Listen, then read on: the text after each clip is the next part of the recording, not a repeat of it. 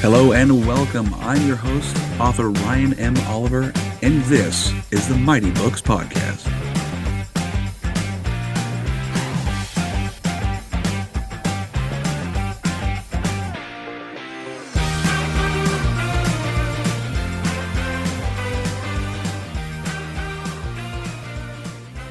Hello, everyone, and welcome back to another episode of the Mighty Books Podcast. We have a returning guest, author Dante Terese. Dante, how you doing? I'm good. Thank you for having me. Yeah, of course. Now, that's so cool to have you back so soon too, which is really cool. It means you're making some progress on your project. So, just hmm so in case people are not aware, they didn't listen to your first one, let's do kind of a recap. So, what's the title of your series? And then kind of go through a recap of you and maybe the synopsis of the story. Okay. The title of my series is The Base. And the way it gets that title is it's military research scientist. But if you are a scientist and you are very, very outstanding, so much so that somebody takes notice, instead of having your customary being shuffled like every 3 years or 4 years to a regular different base, Hmm. as the military does, Yep. they are going to send you to the base. The base. And the base is where they put people who stand out a little bit, who Hmm. have a little bit too much skills. They're a little too good at what they do. Hmm. So you're with people that have been obsessing about their little niche of scientific discovery, probably since they were little kids. Yeah, And they're like super, super obsessed with it and detail oriented with it and stuff. So you have some quirky neighbors sure. and quirky coworkers. I mean, we've all had folks like that over the years, but nothing Couple. like this crowd. And if you're like anyone I know who's had jobs in the past, whenever a new arrival comes in, you sort of greet them with a mix of like hope and dread, Hmm. like that's what we always used to say at my last place. But in the base, it takes on a different sort of sense of urgency because you do get some very quirky specialists there. And they all have to combine their skills and create an invention, a top secret invention. Everything they do at this base, the base, is top secret. That's what they do. They make these top secret inventions and they have to finish them before a deadline. But spies and thieves and evil villains are working just as hard to steal those inventions. When did the first base book come out? It came out of July 4th last year. Awesome, July 4th. And then we had our talk, I want to say it was like September, October-ish, I hmm believe. And then I think during that time, you were working on book two, the one we're talking about hmm today, which is hmm so cool. And this one, when did it come out? This came out on January 1st, New Oh my Year's. goodness. hmm Wow. You're just crushing it. That's awesome. So what is the difference between book two and book one? What's going on with book two? What's the synopsis of book two? Well, the thing is, book one laid down the foundation. Hmm. You get to meet the scientists, you get to sort of understand them a bit and understand their areas of expertise. Yeah. Then you also get to understand a bit what their job is like. Like every couple of months, the military is going to give them a project that they have to design, an invention, and they're going to give them what they call a spec sheet. It's a list of all the attributes that this invention must have. And little things like it has to be able to withstand a certain temperature range, because if it's out on the battlefield in the Middle East, the inside of a tank could get to be 190 degrees. Ouch. Hmm. So it has to be able to also withstand different environmental things. And so the military gives them a spec sheet, a list of all of the attributes this thing has to be able to do and also withstand. And so they have to pull together their little niche specialties and create an invention. So book one just sort of laid all of that out, laid the people out, the scenario out, world building as they call it, and then their assignments out, what their day-to-day job life is like. Book two really expands on that. Yeah. And the villains they get much more fleshed out. And then the different parameters like the inventions, but then also um, the the different people who would want to steal that invention. It's not just a rival country or stuff like that. There's loads of folks who would want toys like that. Oh yeah, yeah. You definitely will have people who want to steal, and I mean, it's that espionage game is big. We even have trainings every year we get where we're learning about people who stole secrets from the government and things like that, and how to identify those people. I can't what do they call them, like insider threats is what they call them. Wow. Yeah, insider threats. We get training on this. It's like this is seriously this happens, and they have a bunch of stories that we read through. I'm like, oh wow, this is prevalent. They do it for various reasons. Money, usually money is the big one. They're Yep. stressed out or something and they need cash. And well, this guy's offering me $10,000 to get a piece of information. Hmm. Yeah, that's bad. That's Hmm. not. Now, from book one and book two, it's following the same characters, from what I understand. But there are some new ones added into the mix. Okay. And now, is it the same project they're working on, or is it separate No, projects, they different get projects? they get new projects every couple of months. Okay, okay. So they're always changing. Everything's updating and Hmm. they're reinventing. They're inventing all the Hmm. time. Research R&D, some superior R&D going down. Yep. And then they have a few other different characters in the mix, and it's just amazing how many people would want to steal something. But I mean, before I was writing, I worked in a kitchen as a baker and pastry chef, and people were trying to steal recipes. So even Yeah. something as insignificant as a brownie recipe, you know, I don't people, know. Brownies are pretty awesome. I won't lie. They're pretty yeah, great. yeah, Yeah, no, I get it though. That's it's if anytime someone can have a leg up on someone or people are looking for shortcuts all the hmm, time. People look for yep, shortcuts. Look at like, weight loss or you see like yeah, these things about learning a language. Learn a language in 2 weeks. Not possible. Lose 50 pounds in a week and a half. Not possible. It's just not going to happen. So and we're always looking for that fast, quick button magic solution. And if someone else can do the work and you just steal it, take credit for it, have everything, yeah, they're going to do that. So it's a nice paradigm to base a story around. So is there a lot of security? I know there's a lot of security at the base, but is that prevalent in the story too? it is. And then one of the funny things about it is that one of the characters in book one is extremely nosy. Oh, nice. And he's actually retired military, but they keep him around because he's so nosy. He's and sometimes he surpasses the security system with his observations. Oh no. I'm just doing a threat analysis to make sure, a security analysis to make sure that we're secure. That's all I'm doing. I'm doing you a favor. Is what I'm doing. That's probably what he's thinking, just to, get out of Well, trouble. he always, when he welcomes the new arrivals, he makes sure to really snoop into everything. And so, and so, when some of these folks have character lapses, I mean, he predicts it. Oh Jesus. That's So he's hilarious. it's to the point that his nickname is the Prophet Mm, I because the like it. Prophet can pretty much suss people out by snooping. I mean, he'll go over there and bring them over a beer or something, or else he'll take them out to the bar that he always goes to. That's And he hilarious. is better at getting intel and information about all of the new hires than the military is. He's got resources. Do you go into like their specific backgrounds of that particular character, the one who likes to snoop? Do you go into like how he became that way at all? No, it's very rewarding Yeah. because he snoops about everything. Yeah. And so the base is located in a pretty desolate area. I've lived in some very, very small parts of South Dakota.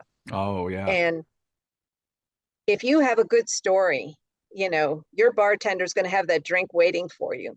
when you walk in the door and you're not paying for it. Yeah, yeah, that's And cool. so he has that kind of fame that when he Mm, walks into the bar, everyone is just waiting to hear what he has to say. And the drink is ready and the stool is ready. And awesome. he's better than whatever they have on that TV if the TV works. That's hilarious. Kind of like the kids coming around story time. Oh, what are we learning today? What are we learning Yep. today? What happened today? I know that kind of energy. You get just excited. There's always, it's a look. There's a look. Now, it's not usually one person. There might be Mm-hmm. a collection of people. And you have one person come by and he's got wide-eyed, he's got a big stupid smile on his face. I call it a shit-eating grin, and he Yep. just sits down and he goes, I know something. We're like, what? That energy of you know something. Yes, I do. You have Well, something to tell. Yes, we he do. is always, yeah, he's always the one who delivers the latest news. Nice. Um, Nice. I'm having a lot of fun right now because we're adapting the series into a screenplay. Yes, that's what I was going to talk about next, ask about next. And it's just so much fun to visualize him. Have him coming up to people like, I've got news, Yeah, just being a goofball and having all the information. I know something you don't know. Yes, That's indeed. so cool. So how is the filming process going? Because I know you finished book one's film adaptation, yes? I'm almost done with the adaptation of book one. Oh, okay, We okay. did a commercial, Oh, um, really? and that is on the website. It's on YouTube also. We did the commercial from some snippets that we had at the photo shoot, Yeah. and we had a really awesome actor. He also was the one who made the commercial, Oh, very and cool. he used these special effects on his voice, which made him sound like he was like 10 below or something. I mean, it's just really cool. I mean, no one has a voice that deep, you Yeah. know. Yeah. Very few people, I bet. I want to check this out. I want to check this That was out. a lot of fun for me because I knew him Hmm. and I know his speaking voice and everything. And then I put the video on. I was like, who is that? Is that Brandon? And Brandon and Christine, they had made the commercial together. They were both laughing so hard at my reaction because I was just like floored. I was like, what? you know, I mean, did you just like ingest massive amounts of steroids or Yeah, something? Like, probably. Yeah.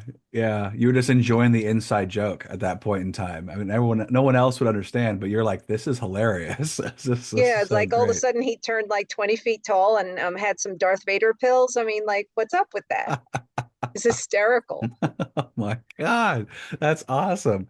Now, how long is the film gonna be? Is it a short film or is it gonna be pretty lengthy? I would like to, I'm really aiming it to be a series Heck yeah. Heck yeah. That's because exciting. I think that could be like a lot easier, but in terms of character development and stuff like that, but also a lot more fun, I agree. you know. You get to dive into each individual character. You can flesh out stories a little better. You can take your time. I prefer good stories with TV shows because you can do stuff like that where you can take your Yeah, time. I mean, that was a big gripe about with movies, book to movie transitions is they cut out so much. But with TV shows, you can put everything in. Sometimes they even have to add stuff to make everything work, which is kind of annoying. But you can do so much, and since it's your baby, I mean, you know exactly what details to put in, what hmm little, the pitch of the voice, whether they're being snarky, sarcastic, goofy, that's really cool. So you're the director then. at this point I am, Cool. um, and we are going to be shooting a trailer. But one of the other things I like is also visualizing the character spaces Mm, because we have a character, the Bugman, and yes. he's a military entomologist, Yes. and he is so obsessed with bugs and everything that his house is just loaded with all these fish tanks and containers and stuff with all bugs and stuff. And for the outsider going into their home, it's a freak show. It's like going to the Adams family house or something, and they live Hmm. in it like, oh, this is normal. Yeah, it's Tuesday. Like, Big deal. That's so that's a exciting. lot of fun. Hey, all. If you've made it this far on purpose and enjoyed yourself, consider joining the Mighty Books Podcast Patreon. There, you get mighty benefits like early access to new episodes, exclusive members-only content, and even free audiobooks. It's a great way to enjoy more insightful interviews, fun conversations, and more mighty stories. Finally, it supports the show so I can continue to deliver top-notch content to you, my mighty listeners. Thanks again for everything, and as always, stay mighty and keep reading. Now, what about anything with audiobooks? Do anything with audiobooks? Yes. Yeah, fabulous. The first book is has been made into an audiobook. We have a really excellent gentleman, Stephen Gannett, did the narration on that. Great. And he just finished narrating book 2. Yeah. And let me see, the AI at Amazon keeps telling me I need to tweak the cover on that. I'm going nuts. They're like, I see a border in that. I'm like, I don't see a border. So, but I keep on tweaking it. And I think last night that may have been the final tweak. We'll see. Okay. Okay. Because as soon as that was the last thing holding it up. So Nice. then, but he's a fantastic narrator. Good. He doesn't just do man voices. I mean, he does a good convincing job of narrating the kids. Oh, And really? then yeah, and then the other female characters and stuff. I mean, he does this whole range of voices. I mean, it all in one person. It's pretty amazing. Yeah, I love doing voices. The audiobook thing is super fun. I'm doing mine right now for mine, Oh, and I cool. actually I included my boys in it because they've got two young kid characters. And I Hmm. was like, well, my older boy will be the older kid, and then my younger boy will be the younger one. It's really fun to listen to. And then I do a lot of male voices, but the female voices, they kind of sound the same. It's about as about that. Unfortunately, I can't go down quite that high up in that register, but it's super fun to do. It's a challenge though. So, I mean, has he done a lot of work prior to your book? Yes. That It's experience helps. interesting. When my father was growing up, they had radio drama shows. They Yeah, didn't have the yeah. TV back when. No. And, I was able to look some of these things up. And I think that's why audiobooks are so popular. That love for like someone acting out a story and that type of storytelling, that never really faded away. No, no. I mean, it's one of my favorite things to do, Hmm. where just sit down at a dinner table or a barbecue or in the evening when, the kids are asleep and you're just all relaxing talking. That when someone can tell you a story and they do it Hmm. so well and they act out things and they switch roles, and it's just natural. It's one of those most just favorite things of mine. I could do that for hours, and I have. I've done it for the point like, wow, it's 2 in the morning. I need to go to sleep. I've been up since 6 hours now, just talking and telling stories, having a great time. I mean, that's a good human connection. It's just something that we love doing, and audiobooks are a great medium for that kind of entertainment. I agree with you. That's one reason audiobooks are actually growing as a market, not failing as a market. Yeah, they are those old radio story hour shows, just Yeah. reimagined in a new format. Yeah. And it was so much fun for me to hear it and hear this guy voice it and stuff. I Hmm. really enjoyed it. That's cool. I'm excited for you. That's really great. So we got 1 and 2 done. And have you gotten feedback? I know it's still pretty early, but have you gotten feedback from book 2? Yes, Yeah. I've gotten feedback from the proofreader, the voiceover actor, and then some other friends and such that have read it, and they're very much enamored with the villain. They said that Interesting. the the most popular film character of all time was Darth Vader. Yes, and he was a villain.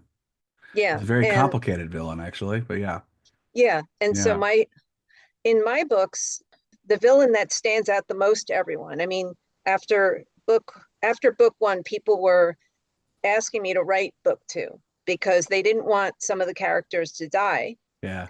And one of those characters was Venus, Yeah. a villain.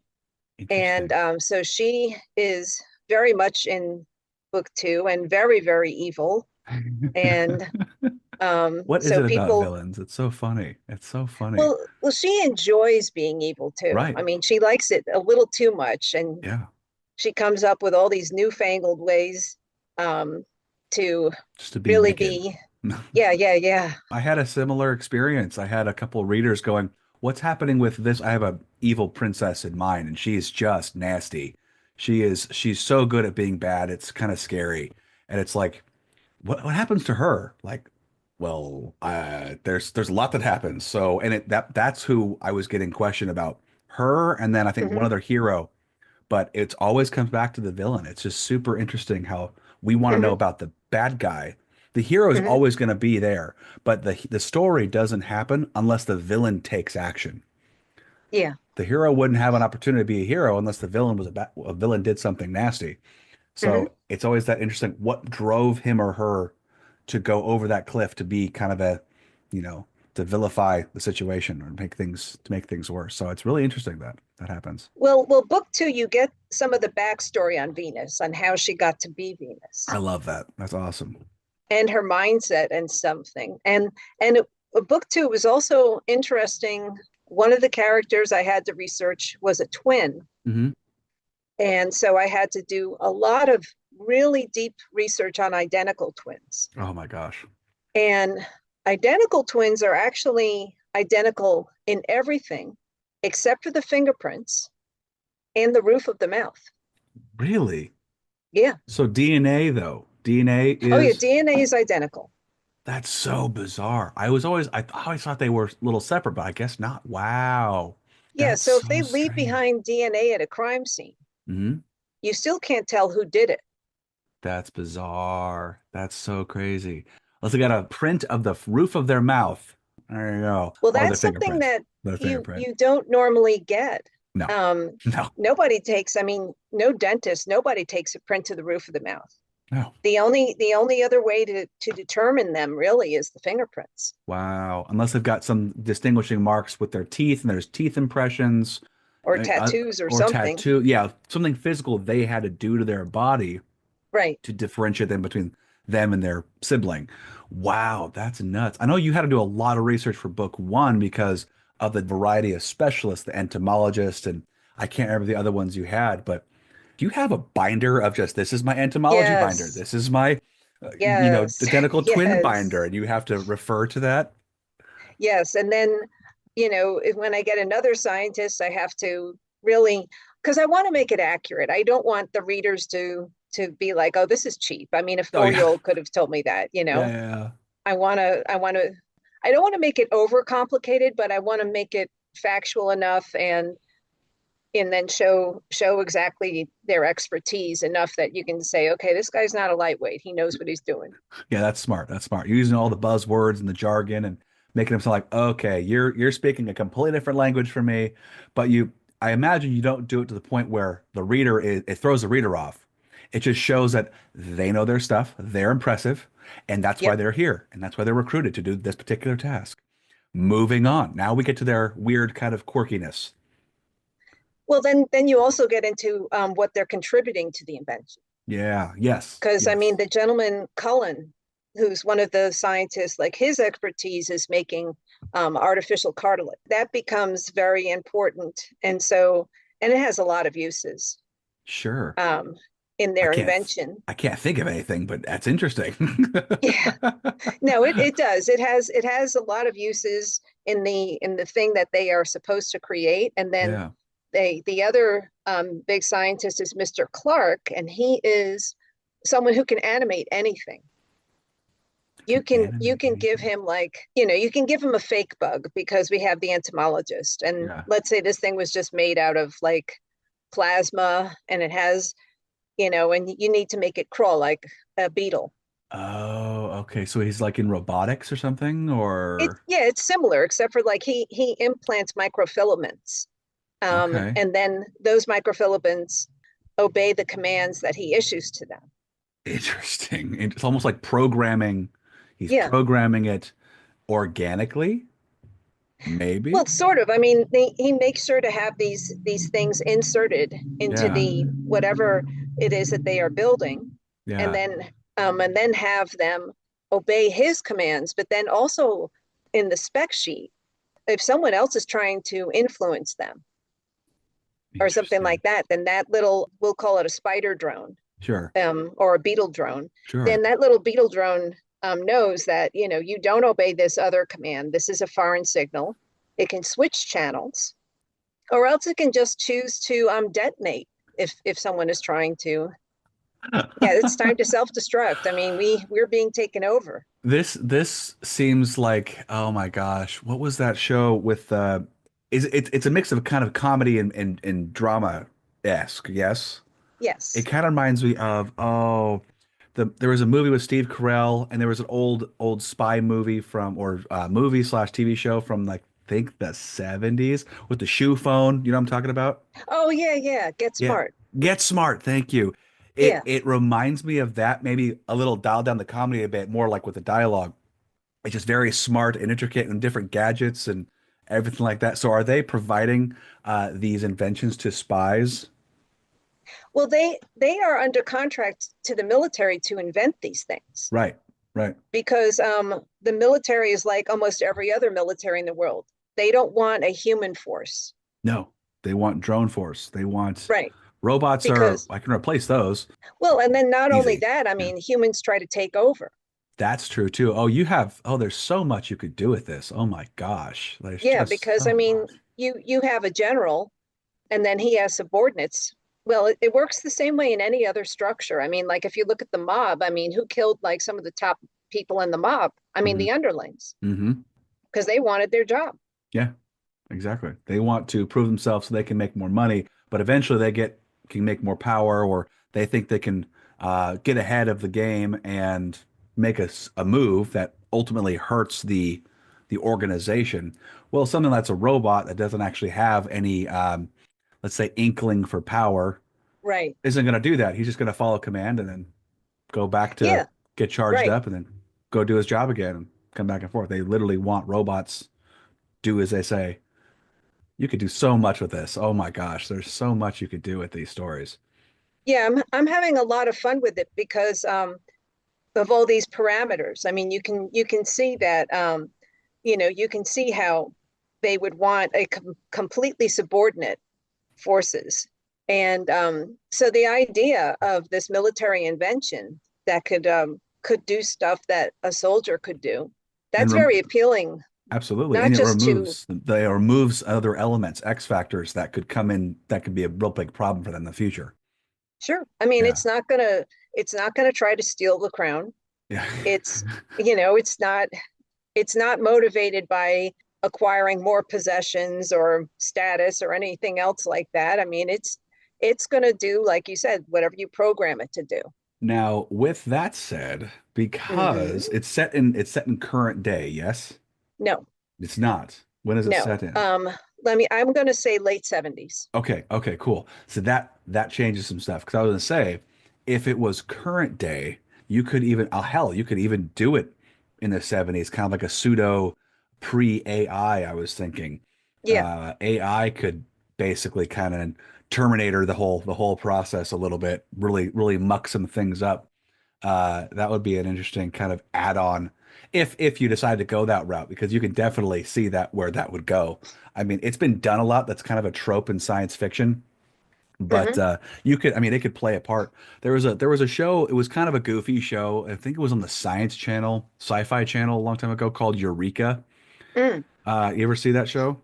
no. It sounds similar to kind of what you have. It's like a secret town, and they have people who are inventing these things more so for the benefit of humanity, not necessarily. And the military, of course, is a part of it. The government fund it, but they have all sorts of pseudosciences, and things go awry all the time. AI takes over. It just gets all goofy. There's funny characters. It's a good show. I would definitely Mm. check it out. Something interesting. It's got some good dialogue with it. But anyway, it kind of reminds me of that a little bit, and it was just something fun to watch and enjoy. Well, this I have to say, of course, writing is work, especially when you want to polish it and, Oh man, yeah. and all of that. But this has been a lot of fun. Oh, I'm sure it Just has. imagining who would want it and what its capabilities are, and then the capabilities can be a blessing and a curse. I mean, Uh-huh. you can invent something that can stay up 24 hours a day and then do this one little thing, but then, Yeah. when you're trying to get some sleep, that gets a little old. Sleep's important. What? Almost kind of becomes a burden instead of a blessing, a curse Well, I instead mean, of a blessing. you have this thing and you can't, you'd be crazy to turn it off. And, you have to, this is what we made it for, and it's Mm-hmm. doing its job. Ooh, Almost too well. yep. Oh my gosh, you can do so much with this. Now, so okay, so you got book one done. You're doing the film for book one, which is super cool. Book two is written out. Book, how many books are you going to plan on doing, or do you have a cap? It's a trilogy, It is a trilogy. Okay. and book three is in the works. Awesome. You're killing it. Thank you. You're welcome. Yeah. And I'm really looking forward to putting some of the actors and some of the places that I have been to, like connecting them all together Oh, and stuff, cool. because I've met, it's strange. I'm in this little Rust Belt town, but there's so much talent here. This Yeah. is, you know, I per capita, I think I've met more talented people than anywhere else. I'm a serial mover, Yeah. Oh, yeah. and I'm like, I'm a little embarrassed by that, but yeah, but there is just a lot of talent here, and we're going to start filming the trailer, and That's so that's cool. yeah, it's going to be a lot of fun. Yeah, that's a big thing. It's just enjoy yourself. I mean, that's a huge Yeah. thing. Just enjoy yourself. That's exciting though. So book three is in the works. Wow, trilogy. I mean, you could do so much with this series. I could see you just growing it because there's just it's limitless. The ideas I could see you coming up with are absolutely limitless. But you have to put the characters to bed at one point in time. The program ends or something like that. So I know it's not finished yet, but you think you'll leave the ending kind of open-ended for just in case you want to come back to the project, or are you gonna close that door firm? Well, I think the door has a little bit of a crack, but that's about where my head is at with the trilogy. Just to Oh have, yeah. just a little bit of a glint of light coming through the door. Yeah, absolutely. I mean, you're always gonna want it's just nostalgic at that point. After you finish it, you've got this huge project finished. Like, look what I accomplished. It's so good. Revel in it, marvel in it.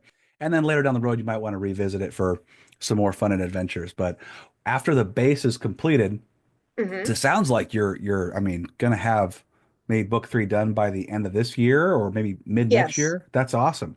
Yeah. Do you plan on doing other writing projects beyond that, or is it gonna just you only hone in on the base right now? Well, my main concentration is going to be the base because after we do the trailer, we're going to shop it in the Yeah. hopes of getting it made into a series. Oh, okay. Yeah, you definitely want to focus on the base for a Right. while then. Absolutely. Yeah, that is going to occupy most of me. That's so I do cool. have another book started. We all do. Oh yeah. Like seven. And every now and then it calls me and I answer it, and we'll see what I can get done with that. That's so cool. Now, I have no idea how to get, books or stories off the ground made into film or series. And what are the steps you have to take? What is your strategy? Because I don't know anything about this. Okay, so there are a couple of dominant screenwriting programs for filmmakers. Interesting. Okay. And so, what you're going to have to do is you're going to have to get one, and you're going to have to learn it.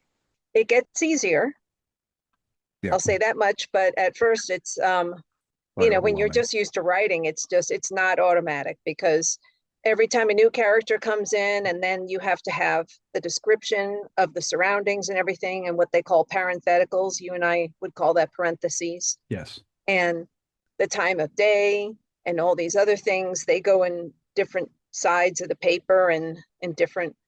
Completely different format. Yeah, and so the Yeah. actors are accustomed to having a script a certain way because there's an established tradition of that. Yeah.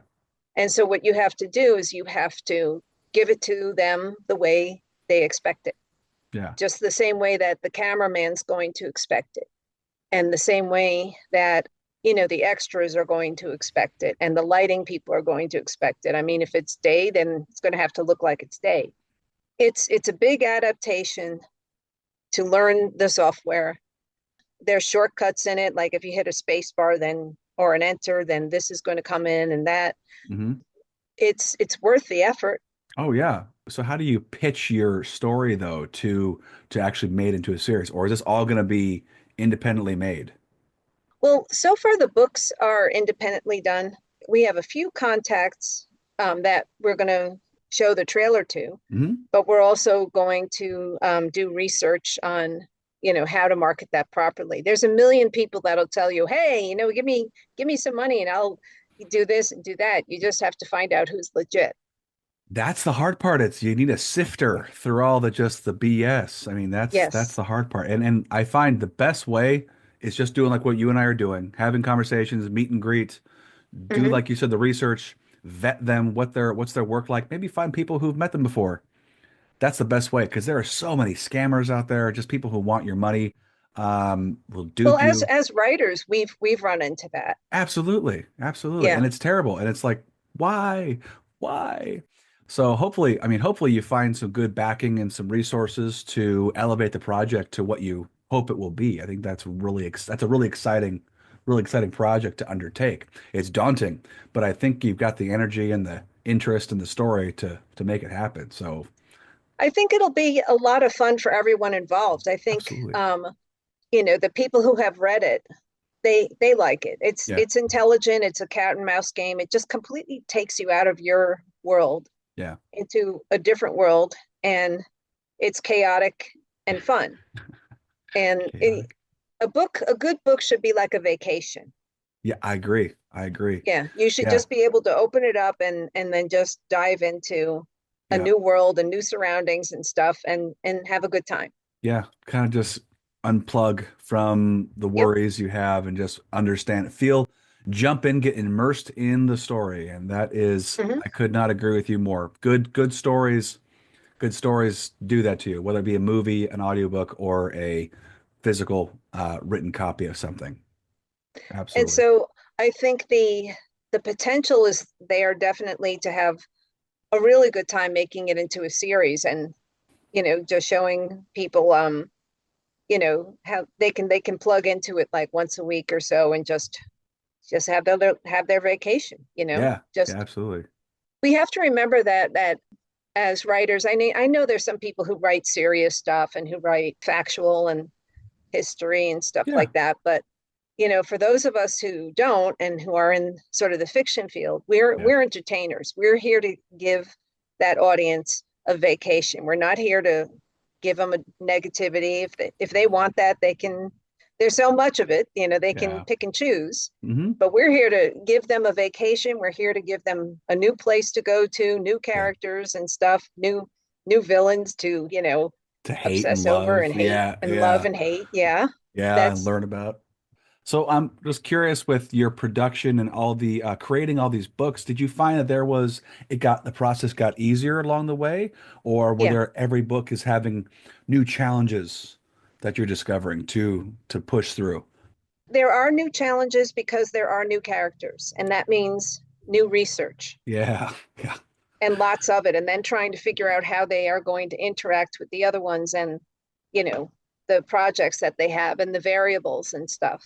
yeah. So you definitely have some new parameters and new untested waters yet, but you also kind of have a little bit of the familiar background and structure to Mhm. lean on. It's that world building you were talking about. You've already got the world mostly established. Now we're adding a couple new elements to it just to make Mhm. it more interesting and to change up the dynamic of the core three characters and see what we can spin the story on its head a little bit. And that's the Mhm. fun part though. That's the fun part. We get to be inventive as writers. Mhm. We get to do whatever we really want. You're in charge. In essence, you're in charge of this whole crazy story. And none of us would really want to admit it, but it is actually kind of fun killing someone. It really is. It's a little sickening, but I love it. I don't know what it is. Yes. I don't know what it is. Yes, I mean, we don't do it the way that it happens on the news and all that. You go to jail No, for that. no, we're cowards. Yeah, I'm not good behind bars. No, thank you. Mm-mm, No, mm-mm. no, I need we're going to stay in our nice warm apartment or whatever and type someone away. Amen. Amen. I just stopped talking about him at all. Screw you. You're gone now. Well, I'm sure people want to know where they can get copies of not only the second base book, but your first base book, and then also find maybe the commercial trailer, follow you for the updates on the film. So where can they find you and your books? Okay, the easiest place to go for all of them, and I'm holding up book two Ooh, right now. looking beautiful. Thank you. Yeah. Has the same three scientists. That's Dennis Liverani playing the Bugman, the Hmm. military entomologist. Over here we have Doug Petrick. He is playing Cullen. Hmm. And over here we have Roy Lee, who is playing Mr. Clark. He's the guy who can animate anything that they invent. So the books are available on Amazon, Hmm. and you can see how Oh, we yep. spell my name. Yep. Last name is Terese, and that is the same name on my website, Dante, like Dante, as Hmm. in some people are expecting a very tall basketball player and they wind up with a short lady like me. And last name is Therese, and the series is The Base. Right. And it's on Amazon, but if you go to my website, the links are on there too. The commercials on there too. You get to hear Brandon do his super low voice, brought to you by whatever he does with that technological tools that he has. I gotta check that out. That's for sure. Well, Dante, this has been great to catch up, and I'm really excited for you and just the what the future holds for your story, your books, your films. That's really exciting. So, congratulations on getting this far, and I know you'll do great in the future. So, but thanks again for coming on here, taking Thank time out you of your for busy having schedule. me. Heck Yep, going yeah. to keep busy in 2025. I know you will too. Oh yeah. Oh yeah. Already busy. Schedule is filling up fast. Let's just say that Okay, right good. now. Yes. And then when book three pops off, call me up. Okay, We'll do this again and see where you're at excellent. with the film. So it's always an open invitation. So again, thanks for coming on. Thank you. Yeah. All right, guys. I really hope you enjoy that catching up with Miss Dante Terese and all of her fantastic books and films and everything. I hope you guys have a great rest of the day. Go check her stuff out. And as always, stay mighty and keep reading.